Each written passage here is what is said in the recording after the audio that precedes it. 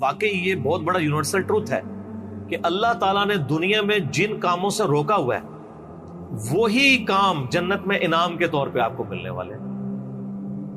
ٹھیک ہے, جن جن چیزوں سے روک دیا ہوا ہے تو سر وہ روکا اسی لیے ہے کہ تھوڑی دیر صبر کر لو, تمہاری انسٹنکٹ میں ان ساری چیزوں کی محبت میں نے ڈال دی ہے, لیکن اس کو پورا کرنے کا موقع یہ دنیا نہیں ہے, وہ آخرت ہے. دنیا میں میری مان کے نا اپنی انسٹنکٹ کے خلاف چلو, تھوڑی دیر کے لیے صبر کر لو, روزہ کھل جائے گا. یہ دنیا میں بھی ہم نے ایک بڑا روزہ بھی رکھا ہوا ہے جس میں ہم نے حرام سے بچنا ہے, اور اس کی افطاری جنت میں ہوگی. روزے کے دوران آپ کھا پی سکتے ہیں, تو روزے کے بعد کھاتے پیتے کیوں ہیں؟ اس لیے کھاتے پیتے ہیں کہ بس اب وہ اللہ نے جو آزمائش تھی وہ ختم کر دی. اس طریقے سے دنیا میں اللہ نے جن چیزوں سے روکا ہوا ہے یہ ساری چیزیں حلال ہو جائیں گی, لیکن یہ حلال اس کے لیے ہوں گی جس نے روزہ رکھا ہوگا, اسی کی افطار ہوگا. کھوجے کا تو نہیں ہوگا, اس کی تو پھینٹی لگ جائے گی. اسی میں کہتا ہوں دنیا آپ اللہ کی مرضی کی گزاریں, آخرت آپ کی مرضی کی ہوگی. اور اگر دنیا آپ نے اپنی مرضی گزاری پھر آخرت آپ کی مرضی کی نہیں ہوگی, پھر ولیعوذ باللہ تعالی اللہ کی مرضی کی ہوگی جو اللہ کے وعدے ہیں اپنے پیغمبروں کے ذریعے کہ جو میرے نافرمان ہیں میں انہیں عذاب دوں گا. اللہم اجرنا من النار, اللہم اجرنا من النار, اللہم اجرنا من النار.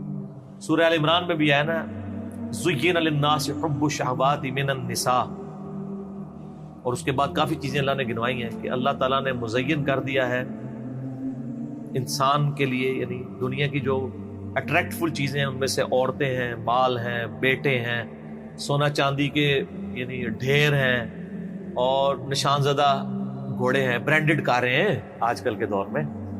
تو یہ ساری کی ساری چیزیں اللہ تعالیٰ نے ان کی محبت ڈال دی ہے, لیکن یہ محبت اللہ کو کراس نہ کر دے, لمیٹڈ رہے. ان لمیٹڈ ہوگی جنت, جنت میں زندگی بھی ان لمیٹڈ ہے, نعمتیں بھی ان لمیٹڈ ہیں. یہاں تو پابندی ہے آپ کے اوپر چیزوں, تو یہ اللہ نے اس لیے رکھی ہیں کہ آپ کو جنت کی قدر ہی تب آنی تھی کہ جب آپ کے دل میں ان چیزوں کی طرف رغبت پائی جاتی ہو. اگر آپ کو پیاس ہی نہ لگے تو ٹھنڈے پانی کی رغبت کیا ہوگی؟ پیاس کے بعد ہی قدر آئے گی. تو دنیا میں اللہ تعالیٰ نے یہ ساری چیزیں جو اٹریکٹ فل تھیں وہ رکھی, اس کے بعد اللہ نے آزمایا اس حد کو کراس نہیں کرنا, یہ حد کو کراس کرنے کا موقع تمہیں دوں گا اور ہمیشہ کے لیے دوں گا, بس تھوڑا سا روزہ رکھ لو, آخرت میں افطار کروا دوں گا. اور جب وہ افطار ہوگا تو پھر آپ جو مرضی کریں. قرآن پاک میں کئی جگہ ہے نا کہ جنت میں ہر وہ چیز ہے جو تم چاہو گے.